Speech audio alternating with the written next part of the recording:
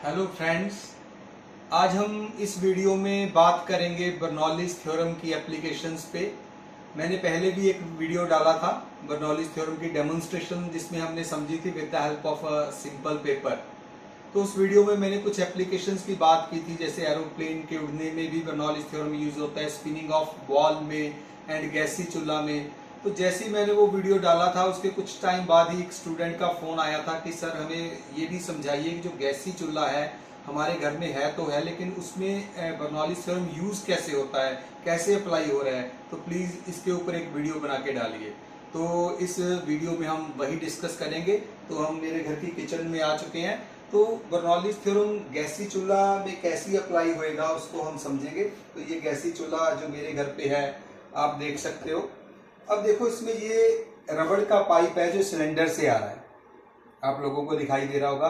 अगर इसमें मैं एक होल कर दूं निडल से, बारीक सी निडल से सुई से एक होल कर दूं, तो आप जानते हैं जहां से गैस है जो वो लीकेज स्टार्ट हो जाए। ठीक है जी। अब ध्यान से देखो, ये जो रबड़ की पाइप है ये चली गई, गैस सी चूल्हा जो है चूल्हे के अंदर चली गई है। इसको हम आगे देखते हैं, अंदर से देखते हैं इसको। तो अंदर से जो लोहे की पाइप है उसमें गैस जा रही है, और यहाँ से अलग अलग पाइप्स जा रही हैं बर्नर को। तो इस पाइप से गैस जाएगी, दिखाई दे रहा है आपको जी। और ये पाइप से आगे फिर ये यहाँ से गैस जानी है बर्नर के पास। अब क्वेश्चन ये है, जब गैस यहां से जाएगी तो यहाँ पे आप ध्यान से देखिए, अगर आपको दिखाई दे रहा है यहाँ पे पूरा होल है। ठीक है जी।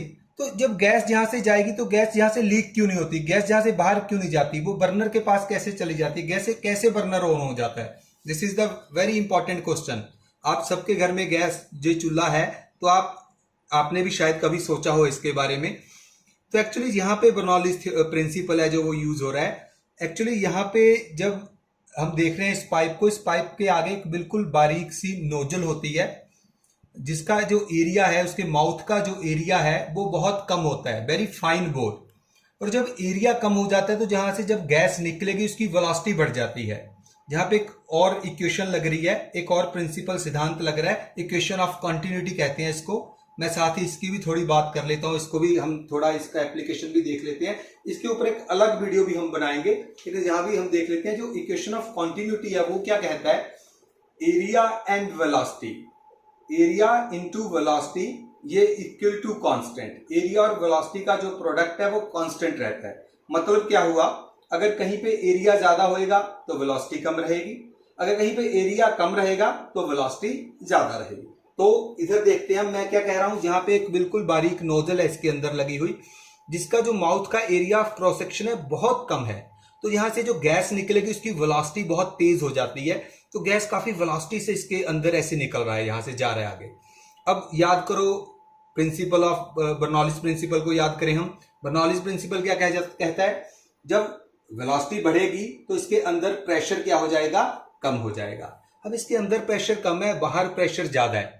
ठीक है जी। तो गैस बाहर तो आ ही नहीं सकती डेफिनेटली, क्योंकि अंदर प्रेशर कम हो गया, बाहर प्रेशर ज्यादा है। ठीक है। अब इससे होता क्या है, इससे बाहर की जो एयर है, बाहर की जो ऑक्सीजन है वो इसके अंदर जाती है और वो गैस के साथ मिक्स हो जाती है। ये जो होल्स है ना, मैन्युफैक्चरर ने ये जानबूझ के छोड़े हुए हैं, सो दैट जो एयर है, ऑक्सीजन है, वो गैस के साथ मिक्स हो जाए। इससे गैस की जो बर्निंग है वो कंप्लीट कंबस्टन होएगा। देखो, एक क्वेश्चन मैं और जहां आपसे पूछना चाहूंगा, आपने देखा होगा कैंडल, देखिए आपने कैंडल की जो फ्लेम है, वैसे तो उसके 3 पार्ट होते हैं चलो, लेकिन मेन फ्लेम जो आपको दिखाई दे रहा है येलो फ्लेम है। क्यों? क्योंकि वहां पे कंबस्टन कंप्लीट नहीं हुआ।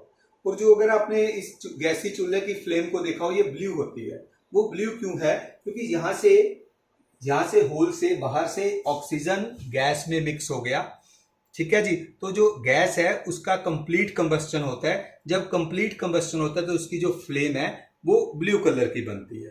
तो हमारे 2-3 कंसेप्ट क्लियर हो गए। एक तो इक्वेशन ऑफ कंटिन्यूटी हमने समझी, साथ ही हमने ये भी समझा भी बर्नौलीज थ्योरम यहाँ पे कैसे अप्लाई हो रही है। क्यों ये गैस है जो यहाँ से लीक नहीं होती, क्योंकि अंदर का प्रेशर कम है, बाहर का प्रेशर ज्यादा है। बाहर से एयर अंदर जा रही है, अंदर की गैस लीक नहीं हो सकती। एंड इसका फ्लेम ब्लू कलर का क्यों आएगा, ये भी हमने जो है वो समझा है। तो आई थिंक आप लोगों को ये वीडियो में समझ आ गया होगा। भी बर्नौलीज थ्योरम है जो वो गैसीय चूल्हा में कैसे वर्क करता है।